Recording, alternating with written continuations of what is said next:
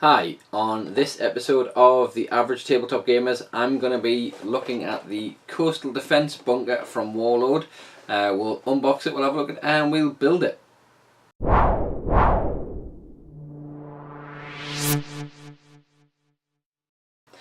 Hello, and on this episode we are going to be looking at the Coastal Defence Bunker kit from Warlord.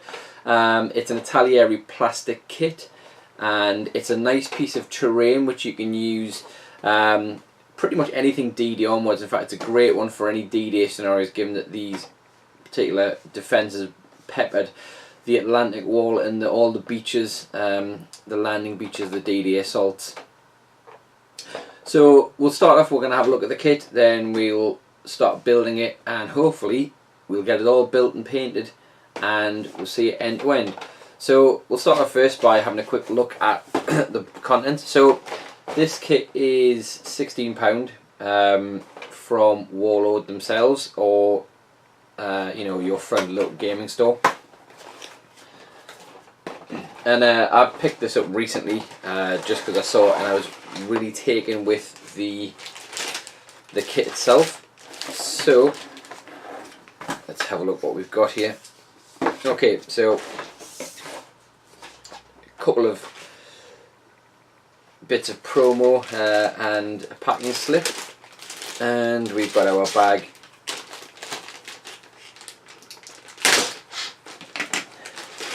Of parts. This isn't going to be the most intensive kit to build, I would imagine. There we go. I'll just pop that down there for now. And so as you can see, we haven't got too many parts on the frame. We've obviously got the lid there.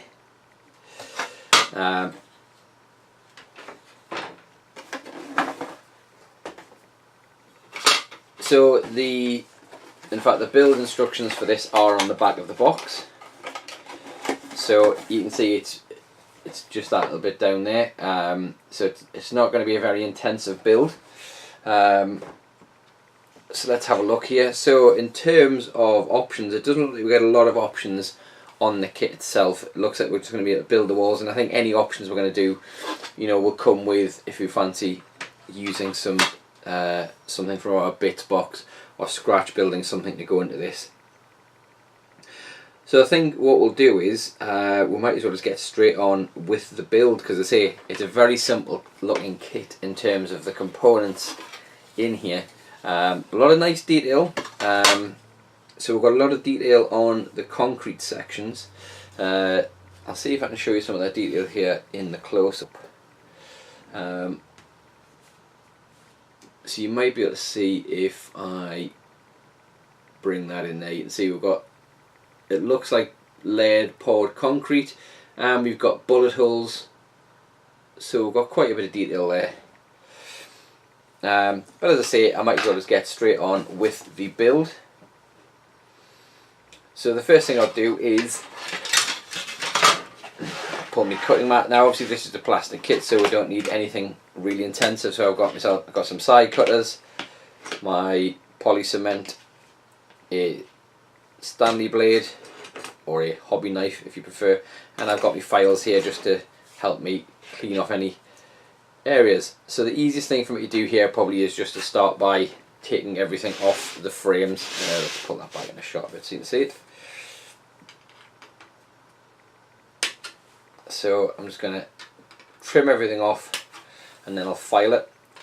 So what I'll do is I'll get a start on that, and when I've got these all trimmed and filed, I'll come back and we will get on with building it.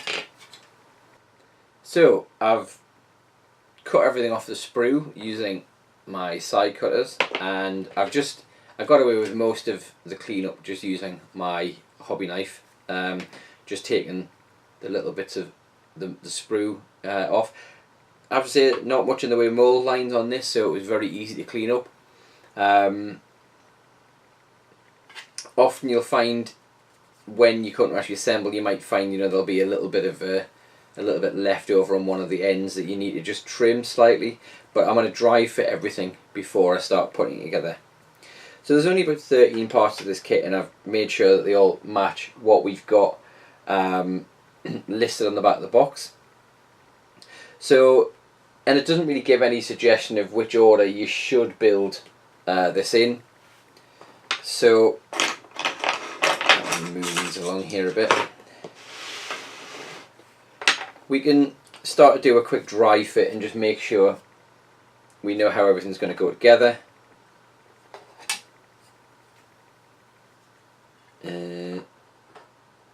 Right. So you can see here, these walls actually key into the notch sections in the side panels. So we can see that they're going to match up like that. That's going to go somewhere in like that. And again, obviously I need more hands than I've got to do this dry fit, but it's just to get an idea of how it's going to go together. And make sure that each of these joins is going to go together without any real obstruction. Because again, we want to make sure this is all going to square up, because this top section, this lid, will need to fit on there once it's all done. And then it looks like we've got, so these sections fit on afterwards. So I'll build up this initial section first. So I might as well start to actually get some glue in here.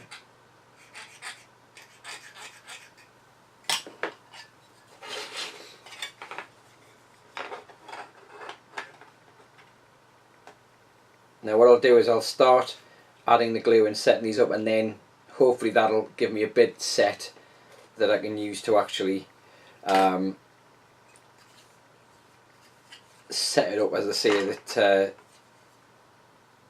it'll hold itself in place a little bit, but will still be malleable enough that I can finesse it into the shape it needs to be as it's going together.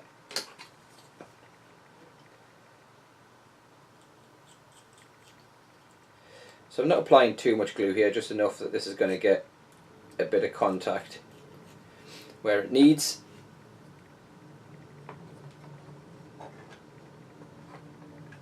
And as I say, if I've set this up right, it'll be malleable enough that I can set it into the right angles and get these bits to notch in where they should do before it actually sets up and glues.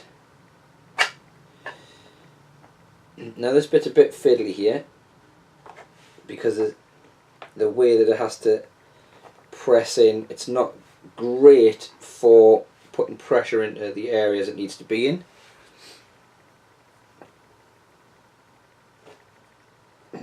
However, that is setting up okay there now.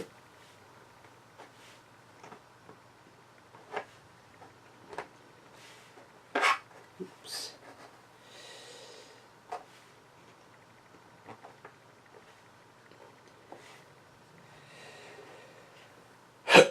Okay, so that's our bottom deck put together. Now what I probably should have done was attach the back doors here in. So what I want to do is, it looks like you can have these doors swinging open, and it makes sense that they go on that way. In fact, it'll be no issue to get these doors in here now after the fact. So we'll just hang these in here, and then I can use the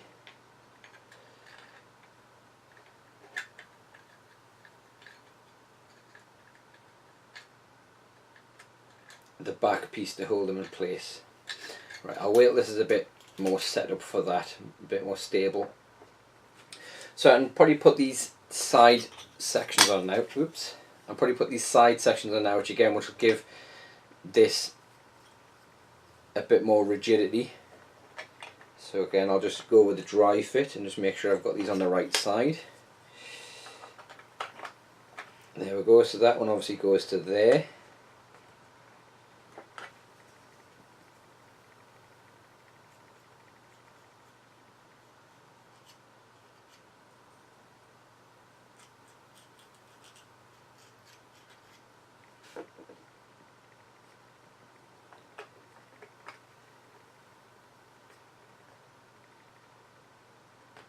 And again, this is going to give us the angles that I need to set up the rest of it. So what I'm going to do is I'm going to carry on. I'll get this rest of this glued up, and when I return we'll have this all fully assembled and we'll have a quick look at the kit as it is, and say if I find any other bits that need pointing out or that you should be aware of when you're building one of these, I'll point it out. Okay, see you soon. So that's the build finished. There's a few issues with the fitment, and that's just because it's such an odd shape that it kind of wants to spring one way or the other, and it's supposed to line up with the pegs that are in this lid section here, which kind of hold it in place, but it doesn't feel great. It doesn't feel as if it's completely lining up at the moment, if I'm honest.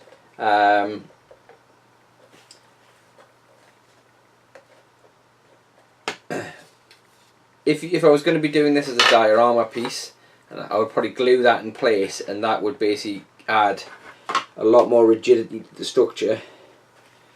But I can already see that a few of these corner pieces are coming undone because of the movement in that, of just trying to get this to fit. So what I found out was easiest was when I was building, trying to put this together and line it all up, was to actually do it upside down, and that way I could line these pegs up inside with, and make sure that that was all flush by looking down on the inside of it, which seemed to work. But I got the main function, so I've got the doors are in there, which is a nice little feature. So we've got some doors, and we've got the protective curtain. So I could just paint that up as it is there now and dress it and add it the battlefield. What I've decided I'm going to do is, and again I think this might help with the fitment in the future, is I've cut a little piece of foam core that'll fit this. So I'm going to base this up on the foam core, and I think that means by basing it up I can set the sides where I want them to be, so it actually sets up rigid in the way that I want it, and that way that lid will fit a lot better going forward. So my next steps, I'm going to get some glue on this and glue this to here. I'll probably use something like a grab adhesive, or I might use a PVA since this is just foam core, and then I'll be using some wall filler. So I've got a pot of wall filler I'm going to use just to basically fill in the gaps around here, make it look like we've got earth piled up or sand piled up around this bunker, and then I'll give that a bit to dry, and then that'll be ready for paint. So that's going to be my next step. So when you next see this, it will hopefully be undercoated and ready to go for paint. So for you that's probably just been a couple of seconds. For me that's been a couple of days, just because I've had some drying time and things to work with. But as hopefully you can see, we've got the bunker now. So I based it on that foam card that I had, the foam core, and I used some just normal dial wall filler, so it's just the ready to use plaster repair and skim. So I just use that to put a bit of texture on the foam core on the top. In fact, let me see if that looks any better in the close-up. So you can see I put a bit of texture with the with that filler. And then I used some quarry sand, just any modelling sand will do. And what I've done is I've built up some areas of grit, and I've left some areas clear. That's where I'm going to just be putting static grass. But what the areas where I've got the grit, I want to make it a bit more sparse. I want to make it look like that's where people have been walking. A bit more areas of traffic. So I've done that on the back where we've got the entrance to the bunker. And then what I did was I used Army Painter, I think it's leather brown primer. So I basically I didn't even mask it off, I just sprayed around the bottom, and then I used an Army Painter uniform grey. And again, I didn't mask it off, I wasn't too worried about any overspill. I just kind of tried to shoot mainly the bunker itself, the bunker part, rather than the ground. I say I don't mind about any overspill because I'll be coming back over this anyway when I come to base. I just wanted to take most of the work out of the painting that I've got to do on this. And again, the same with the lid of the bunker, the roof of the bunker. I did that in uniform grey. So my plan for painting this, I'm not going to go too much to town with the paint work, with the paint job. I'm probably going to use I've got the uniform grey base coat. I'm probably going to give a bit of a dry brush, like a heavier dry brush with a Vallejo green grey, and I'll probably give that 2-stage highlights. I'm using this P3 Menoth white highlight. I quite like that for a highlight, and then I'll be using Morrow white for a final highlight. And again, that's the P3. And for the interior, I'm not going to go too much detail because primarily this is going to be used for gaming, and I'm not going to go way over the top with the detail. I just want to give it a bit of a different colour. So I'm going to be giving it a bit of a coat of, this is I don't even know if they still do this, what the equivalent is, but this is one of the old Citadel foundation paints that they used to do, and this is a Deneb stone. So I'm going to be using that just to give the walls a bit of a coat of that, to give it a bit of a feel. So a few years ago I was lucky enough to go to Normandy and visit some of the D-Day beaches, and I took a load of reference photographs when I was in these exact kind of style bunkers. So I've got some photographs that give me an idea of what kind of colour they used on the interior walls, and the closest I've got without mixing anything up really is that Deneb stone. And as I say, I just want to kind of give it a bit of a more realistic feel. I'm not too worried about going over the edge with it. And then I think to finish off, I'll probably give the whole thing a wash with, this is the Vallejo model wash, this is the olive green, or I might use the dark green wash. I'm going to see how those initial colours stack up. So I'll probably give it a wash with those, just to give that kind of grey-green concrete that you get, especially where it's got some moss on it, it's got some life on it. And then I'll use some brown or black inks or washes again to give some rust stains, give it a bit of character.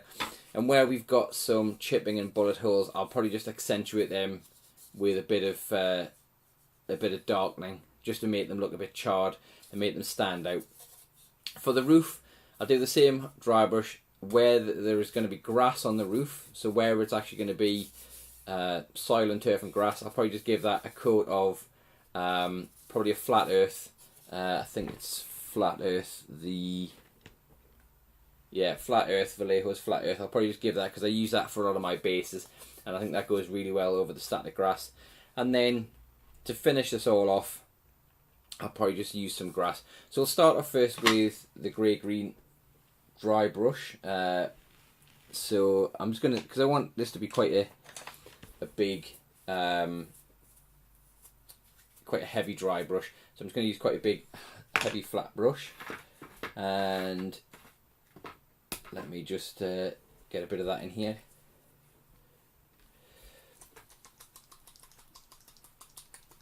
So it'll give me paint a good shake, always important.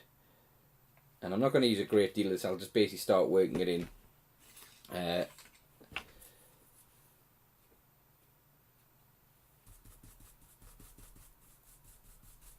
And again, I want this to be quite heavy, but what I'll do is I'll start round the back just to get the idea of where I want to be, because then I can obviously blend this a bit, but I just want to kind of get a bit of an idea of where we're going with this to make it look kind of like weather beaten concrete. And that's where these big brushes come in really handy. I mean, this one here, it's not a fancy special brush. I literally picked this up from a budget art supply store, and it was a couple of £2 for a set of brushes like these. But for doing any kind of terrain work, doing any kind of heavy work, these kind of cheap brushes are great for this, just because you don't mind, you know, really going to town with them and scruffing them up a bit to get the desired effects that you want. Now already I can see that this is kind of taking shape with this grey-green over the uniform grey. I'm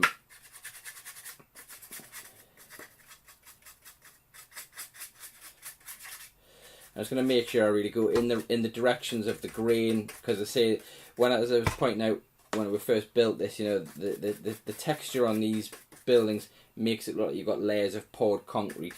So we want to kind of pick that out. So I'll pick it out first here with this grey-green, and then obviously when I start working that up to the other highlights, I'll be able to really accentuate them. So let me see if that'll show well under the close-up. Hopefully you'll be able to see some of the colour that's going on there now.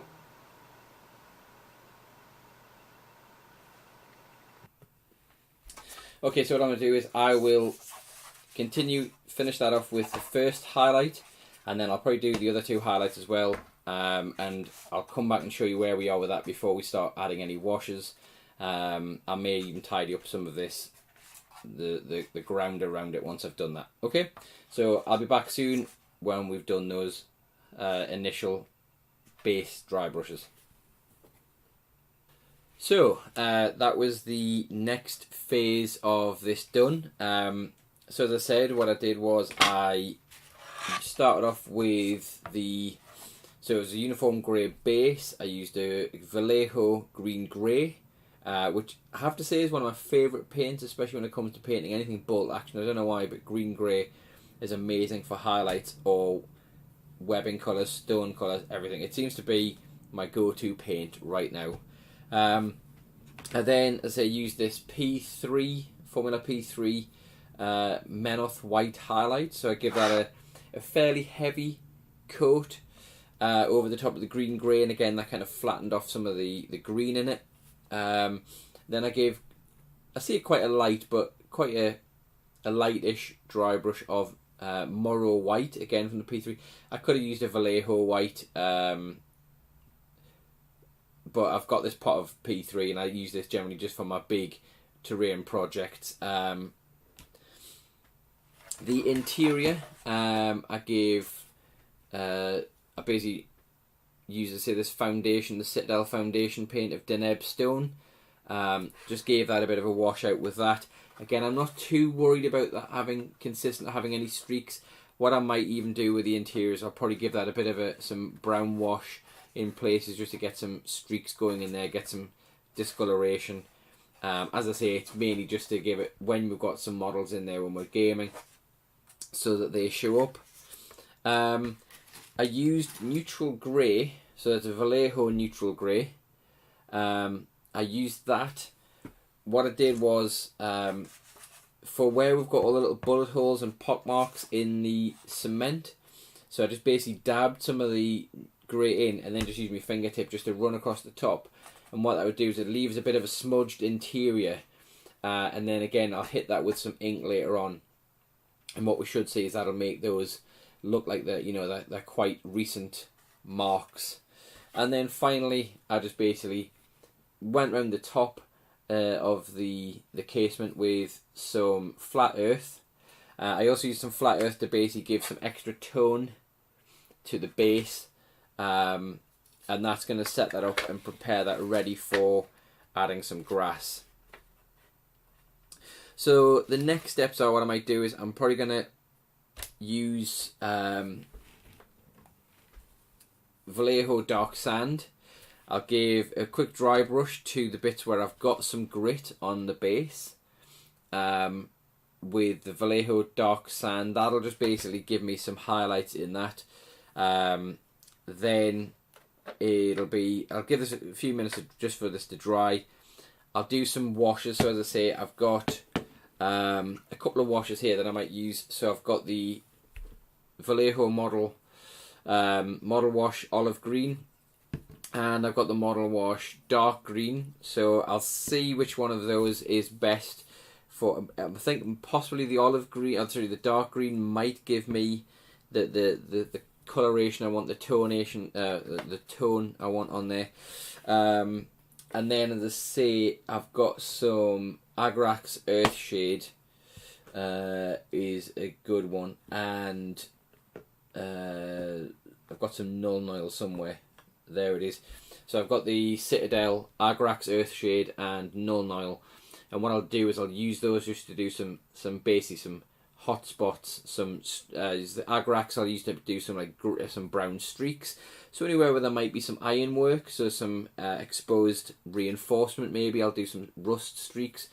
And the Null Oil I'll use to accentuate some of these bullet holes and some of these scars on the concrete. So I'll do that now. Obviously I'll need to give the washes a little bit of a chance to dry in between coats, but when I come back I'll show you what that looks like before the wash, after the wash. And then I say the last thing to do is going to be put some foliage on here. So obviously we're going to be putting some static grass, we're going to use some tufts on the base and on the roof, and that'll be it, all done. I need to obviously paint the little back doors that I've got in there as well, so I'm going to make sure I paint those. So I will find a suitable colour for those and just put a bit of that little bit of detail in there, and that's as far as I need to really take it. I'll see how I feel when we move through the project a little bit more, but as I say, I'm going to do that highlight with the dark sand just on the gritted areas to give them a bit of pop before I put the grass down. And I say I'll start building up some washes now with these various inks and washes here. So when you next see this, it should be highlighted and washed. Cool. See you soon. So I applied a wash of, as I say, it was the Vallejo olive green was the one I went for. I watered it right down, so it was very, very weak. And I gave the entire, all of that concrete work, a good coat of that. I say thin coats, watered down, just to make sure that it doesn't make it too green, if you know what I mean. So what it does is it kind of gives it the look of concrete that's been weather beaten a bit. So you've got to remember these bunkers are sitting exposed on the coastline, essentially exposed. They're going to get attract all sorts of moss and lichen and things like that on them. So even after a year or two on the Atlantic Wall or on the coastal defences, these would have been showing signs of that. So that green staining there kind of just gives it that effect. I gave the base a dry brush, quite a heavy dry brush in places with dark sand, because again, thinking about where these bunkers are located, we're going to get sand and things piled up on there. Now, I'm not basing this as if it's right on the beach. I'm doing this one as if it's set slightly back, and that's just because it'll work more with the board that we generally play on. If I come to do a D-Day themed board, then I may do something with the base at that point. But for now, I'm going to leave it based just as it would do, so that we can place it on the board, and it'll still look as if it's got a little bit of sand mixed in, but not too much. Okay, so the next thing I want to do is some washes for accent. So I've got some Games Workshop Null Oil, which I'll basically use to bring out a bit of the detail on the bullet holes. And as I say, I've got some Agrax Earthshade, and I'm going to use that. So where we've got here, like the lintel on the back doors, use some Agrax Earthshade. Again, as I say, this is going to be exposed on the coast, and so we're going to get a lot of corrosion. We're going to see all the ironwork and all the rust build up on that. We're going to see stains and streaks on the concrete from it leaching out of the reinforced bar. So I'm just going to add some bits in to accent that, and it's quite straightforward to add those kind of details in. So if I just grab a brush, and let's get myself, oh, there's still a paint on it. Always make sure you know which is the dry blobs of paint and which are still the wet blobs of paint if you're going to scrape them out your palette. Otherwise you get a grey thumb. There we go, that'll do. So I'll start with doing some rust streaks with the Agrax Earthshade. And for this I can probably paint it on fairly neat, because I want to get it a bit of a stain. So I'm just going to wet my brush a little bit. And if I just want to basically be working where the water would maybe gather in the corners, or maybe do some streaks from where we've got holes. And again, if you use this quite watered down, it'll naturally flow into some of the gaps and cracks and things and start to build up, where you get the effect that it's been dripping over some time.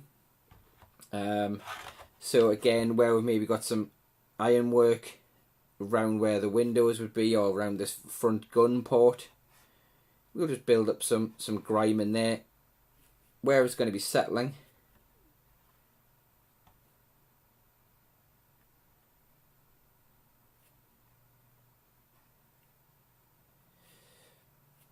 And again, just think about when you're doing this kind of stuff, thinking about where dirt and grime is going to get blown, where it's going to settle, where it's going to pool when it's raining. So hopefully you'll be able to see. Oop. Okay, my close-up camera seems to have gone a bit funny. I'll fix that before we do any more work with this. But yeah, I'm going to basically think about where dirt and grime is building up. So for example, along these steps here, along the step line, I'm just going to be building up some pools of dirt along there. And again, just using this Agrax Earthshade, because it's not too orange that it's going to be standing out, but it's a nice grimy browny black, that'll just kind of give us the feel that we're after, to really kind of put a bit of grime on there. And as I say, I'll put it where you've got joins in the concrete, because that's where we're going to get rust and things leaching out. It's going to cause rust stains. But again, I don't want to do too much, because I don't want to... this doesn't want to look like it's been sitting there for 50 years. It wants to look like it's been sitting there for 1 or 2 years. But it's had, it's been battered a couple of winters on the channel or on the Atlantic coast. And as I say, I'm going to treat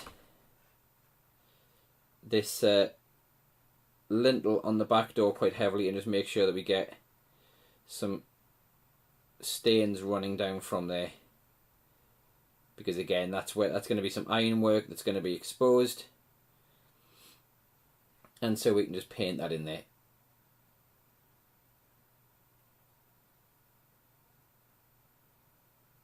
But as I say, we don't want to over gild the lily on this, so we just want to put a few streaks in, just to make it, as I say, look like it's had a bit of weathering. It's had a bit of weather beating from a few winters. And you know, we are talking about engineering here in the 1940s, where the concrete isn't going to be brilliantly sealed, so it's not going to be, you know, perfectly impervious to the effects of weather. And again, I'm just going to, where we've got these larger recesses on the front, I'm just going to add a bit in there and let that run out, and that again will give me that effect that we've had dirt and grime over the years built up in there and it's starting to leach out. And again, we can just basically put a few streaks coming from those.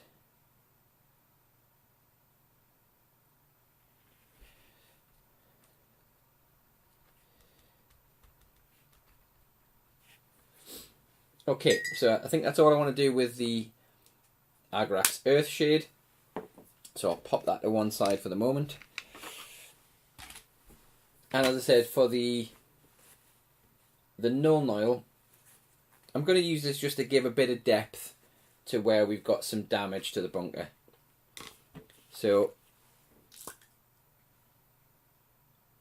a null oil is one of those great washes the Games Workshop do, that's brilliant for just adding some depth and some character into you know, the recesses and the nooks and crannies and things, without it totally obscuring all the detail.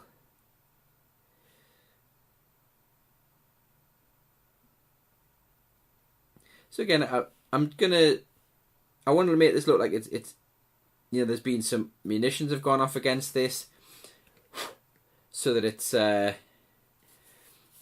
there's some charring in there, some, you know, a bit of gunpowder's gone off, or just, you know, it's an old scar, and so the dirt and the grime's being allowed to build up in it. But it'll give it a bit of depth on the table, just to pick it out a bit.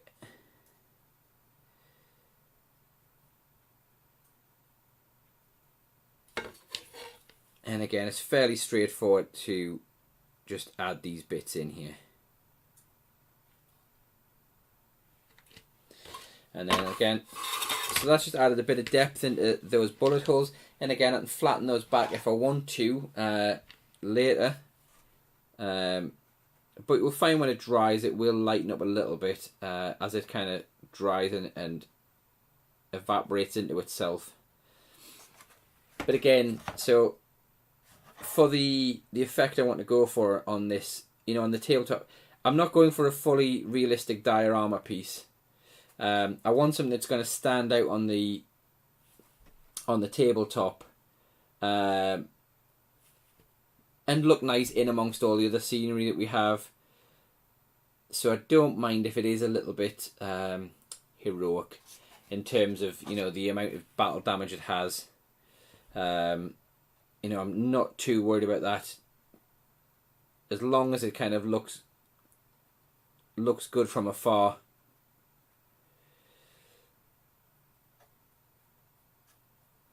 So, you know, maybe even give one of the walls a bit of a full brush with it, just to really accentuate the cracks and the darkness in it.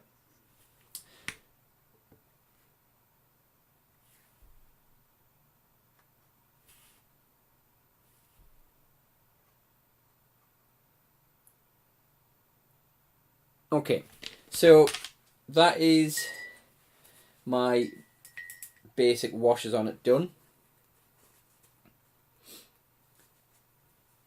So I'm going to give them a few minutes to dry, for those washes to dry, and then we'll move on to what will be the final phase of this, which is we're going to be adding some texture to the base. We're going to add some static grass. We're going to use some tufts. We're going to basically make this, like, finish this off. We're going to give it its crowning glory of grass and foliage. So I'll give this 5-10 minutes to dry off, and when we return, we will look at doing that work. Okay, so I've given that extra wash with the Null Oil and the Agrax Earthshade a bit of chance to dry off. I even, if I'm honest, gave a bit of a cheeky wave of it, past a fan heater on low, just to help dry that off again, just to make sure that it has a good chance to dry, so we can progress on the next point. So the next thing we're going to do, and the last thing we're going to do on this, is we're going to dress the base, and we're going to dress the roof with some static grass and some tufts. So I've got a few different types of static grass available, and if we go to this shot here, so what I've got here is I've got some stuff that came in a grass starter kit that I picked up from WWS Scenery. So we've got here a spring 4mm static grass, we've got a summer 2mm, we've got a few different types of tufts, and we've got some tufts that are like foliage with lots of leaves. So we've got some grass tufts, we've got some bushes there. I've also got some meadow flowers from Army Painter, which we can use, or I've got some jungle tufts, or I've got some mountain tufts as well. So the look I'm going to be going for here is, as I say, beach. I'm going to go for something that's a bit akin to a coast, so the Normandy coast. So I'm going to do mainly short grass, but I want to put some tufts of like crabgrass and some like gorse bushes and things in there.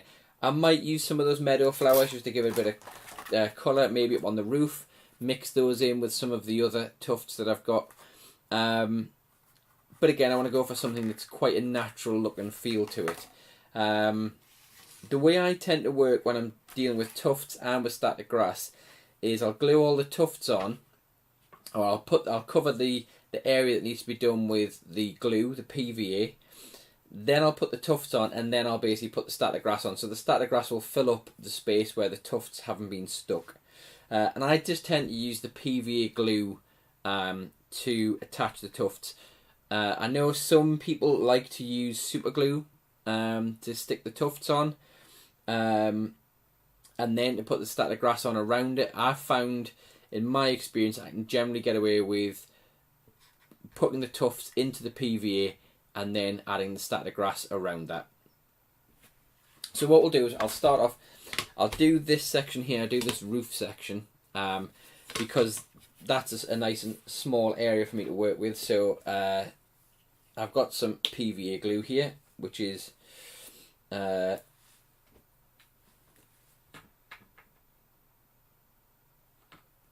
good one that I've had for many years. Although PVA glue is PVA glue. This one's just my old faithful that seems to have been in my modelling box for many years, and it's never really seemed to run down for some reason. So I'm just going to give a liberal pasting of PVA to the area where I'm going to be working. And again, I'm not too worried about being overly messy with this, because, as I say, this is the top of the bunker, which was normally designed to blend in with the sand dunes around it and with the grass on top of the dunes on the coastline. Again, giving us a bit of camouflage from the RAF up above. I'm going to try and keep it to obviously the area that looks like it's designed for that on the model. And I want to make sure I get, say, a liberal spreading of this around here, because I want to make sure that I've got enough to hold on the grass and hold on the tufts.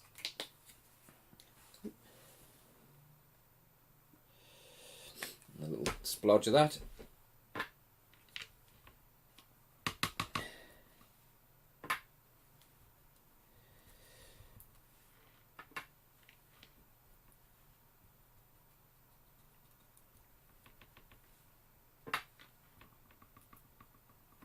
As I say, I just want to make sure I've got enough on there that it's going to it's going to pick up the grass and it's going to pick up the tufts. Okay, so that is my PVA applied. So I'll start with some of these tufts that I've got here. So I'm going to go for the tuft, which is I'll show you that one. So I'm going to go for this one, which has got a bit of colour variation in, which matches the grass that I'm going to use. So I'm going to use the Summer 2 mil, just because it's a 2 mil grass. It's not going to clump too much.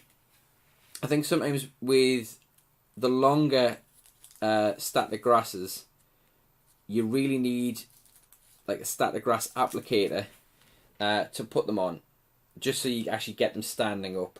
Right, okay, so what I'm going to do here is I'm just going to apply a couple of these tufts randomly.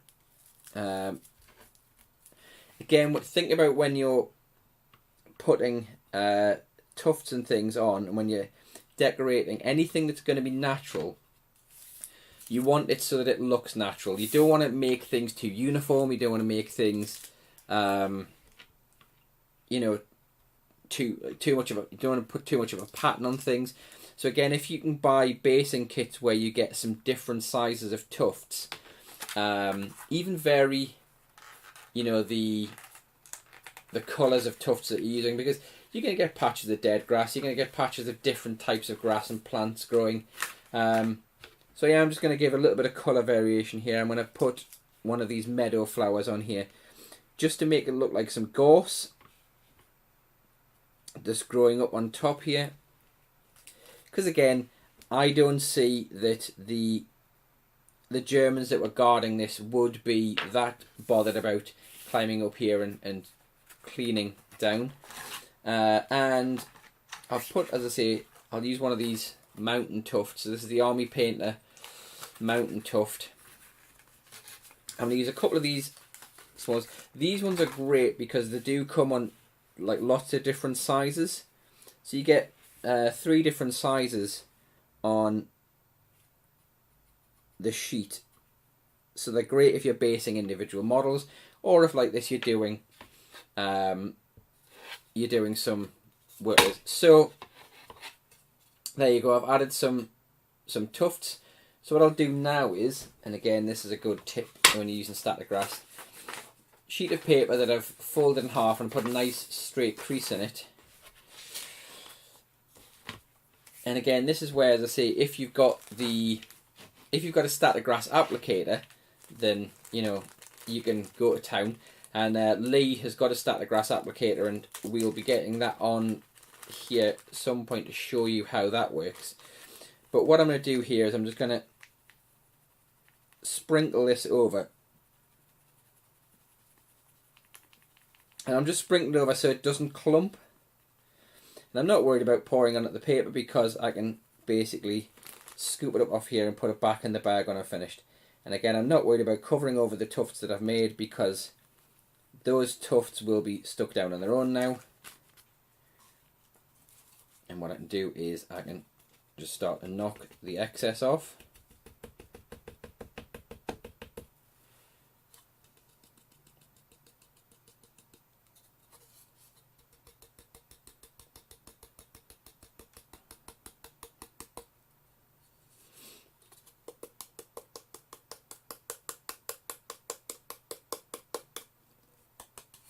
So once we've got the excess off, what I can then do is just give that a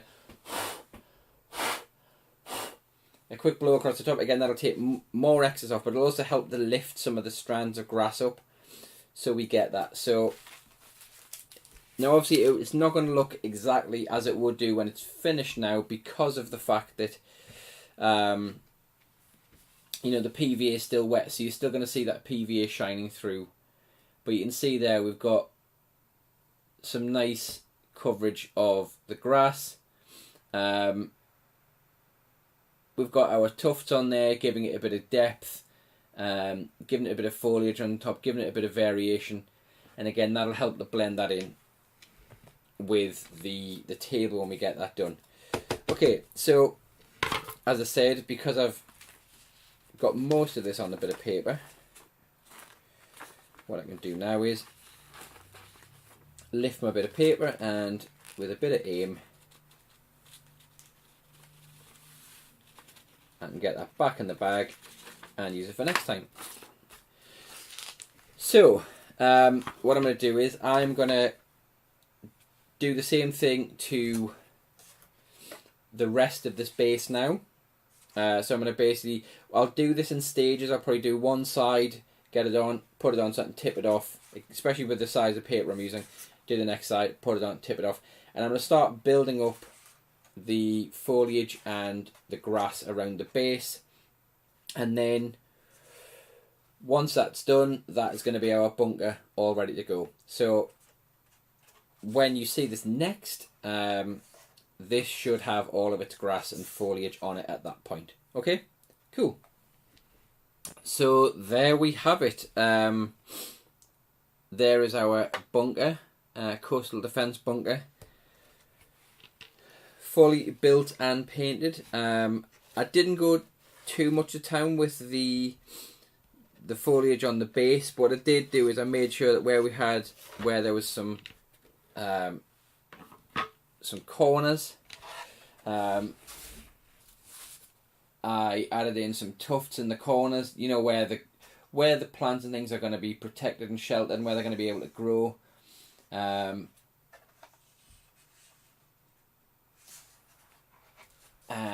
as I say, now when we put the roof on, you can see how effective that is.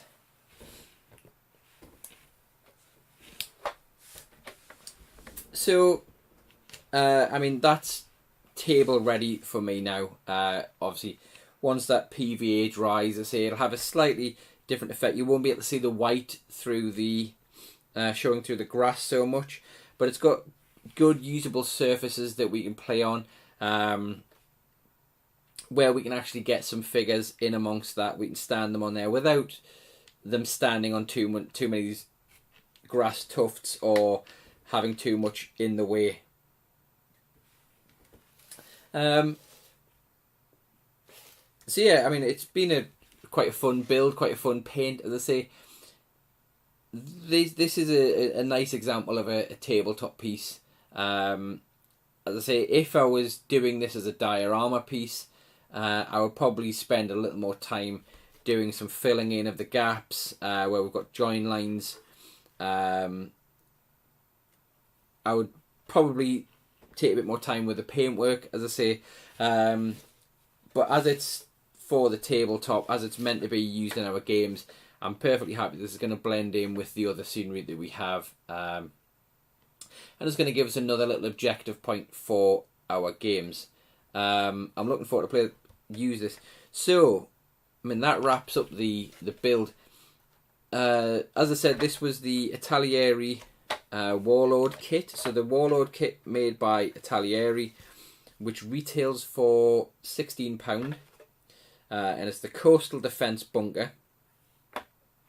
As I said, I had a few issues with the fitting, and it's still a little bit odd, the fitting on this lid, but it's not enough that it's going to worry me when I'm playing a game, because we're going to be, you know, taking the lid on and off quite a bit anyway to actually get models in and out.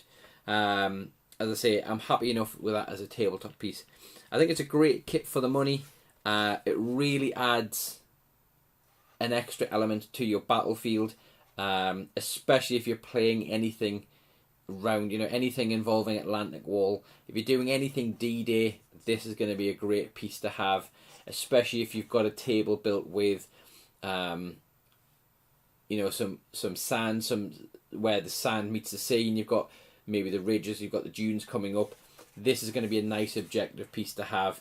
If you're playing the Germans, it's going to be great. You know, get a pack 40, put it in there, and you've got a lovely piece of cover for your artillery, and as I say, a nice objective point for the Allies. As a kit, I think it's a great kit. It was really easy to build. A little bit fiddly, I will say that, a little bit fiddly, just lining it up, and because it's an odd shape, but I think once you've got that shape locked in, and especially if you base it, it does give it some rigidity. I think it's a lovely kit. I think it's well worth the 16 quid for something like that finished. And I say that was probably about half an hour in paint without the drying times, half an hour to paint, half an hour to base, and a handful of easy techniques to use to build and paint and base that. So I'm very pleased with that. So that's the build over. What I'll do is I'll get some photographs or some videos of this with some models alongside it. We'll get it set up in a battlefield at some point soon. You'll be able to see that hopefully on the channel.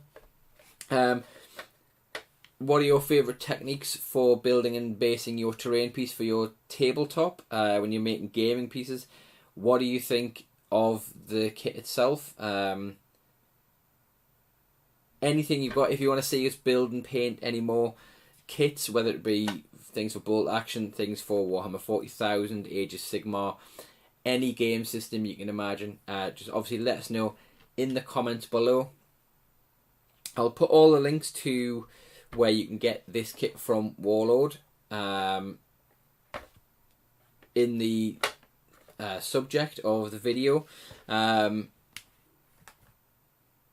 You can follow us at all of the places currently showing on your screen. So that's Facebook.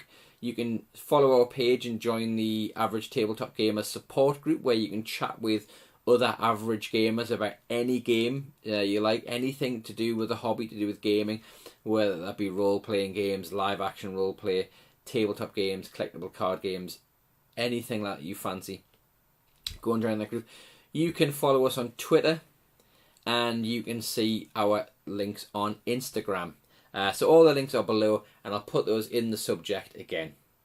Okay, so from me, Sven, this has been a unboxing, build and review of the Coastal Defence Bunker by Warlord, which gets the Average Tabletop Gamers thumbs up seal of approval. So until next time, stay tuned for more content, check out our social media, give us a like, share and a subscribe, and I'll see you very soon. See you later.